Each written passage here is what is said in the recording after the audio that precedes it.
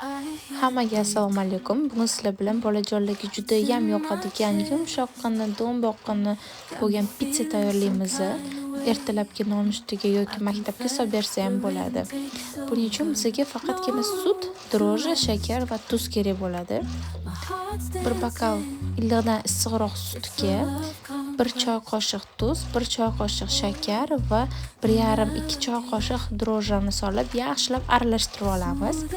Aralashtirib ozginadan un qo'shishni boshlaymiz. Aralashtirib bitta massa holatiga, qo'lga ozgina yopishadigan holatdagi xamirga keltiramiz. Uni oz-ozdan qo'shamiz. Aralashtirib xamir holatiga keltirib 3-4 qoshiq o'simlik yog'i qo'shib oxirida bir marta mushtlab olamiz va ustini strech yoki bu narsa bilan yopib issiqroq joyga oshishga olib qo'yamiz. Xamirimiz 15-20 minutda pishib zo'r bo'lib chiqadi. Xamirimizni listga xohlagan shaklda yoyib olib, xohlasanglar ketchup, xohlasanglar pomidorni terkadan chiqazib yoki tomat bilan ozgina suv aralashtirib sous tayyorlab olsa bo'ladi. Ustiga surib chiqib, pomidorlarimizni terib chiqamiz. Pomidor qancha ko'p bo'lsa, shuncha zo'r mazali sochli bo'lib chiqadi. Pomidorlarimizni bittadan chiroyli qilib terib chiqamiz.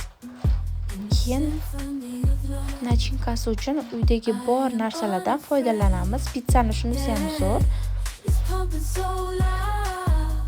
Uydagi bor bo'lgan kolbasa, go'sht, sir, sosiska nima bo'lsa, hammasini chiroyli qilib terib chiqamiz. Bolgarskiy perets bo'lsa yoki qo'ziqorin, olivka bo'lsa ham ustidan sovorsa bo'ladi, zo'r chiqadi. Hammasini bitta-bitta terib chiqqandan keyin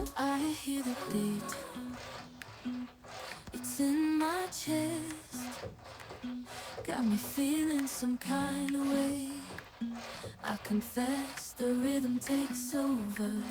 Manda охотничья колбаса, индейка, qazi, til, sir bor ekan. Shularni bittalab terib chiqdim. Sosiska, uydagi bor narsalardan foydalansa bo'ladi.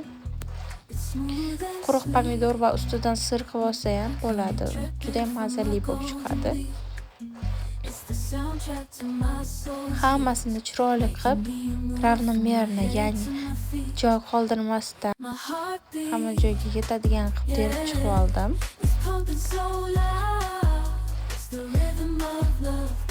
Terayotgan vaqtimda esa duxovkani 200 gradusda qizitib qo'ydim. Qizitib qo'yish kerak. Ikkita tarafini tepa-pastini yoqib, duxovka qizib turgan bo'lishi kerak.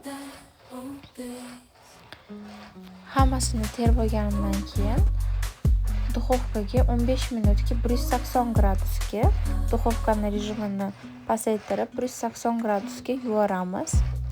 15 minutda pishib chiqadi. Oxirida pishishidan 2 minut, 3 minut oldin sirni terkadan chiqazib, ustidan sovoramiz va yana duxovkaga 2-3 minutga yuboramiz. Pizzamiz shunaqasiga tayyor bo'ladi. Agar sirni srazu pishishdan oldin qilsa, sirlari erib, yomon bo'lib ketadi, cho'ziladigan bo'lmay qoladi. Shuning uchun sirni pishishidan 2-3 minut oldin solamiz pizzalarimiz ustiga. Menda uyda jo'xori bor ekan, shuning uchun jo'xoridan ham foydalandim. Juda ham mazali bo'ladi. Agar bo'lsa, sizlar ham ko'ringlar. Pizzamiz tayyor.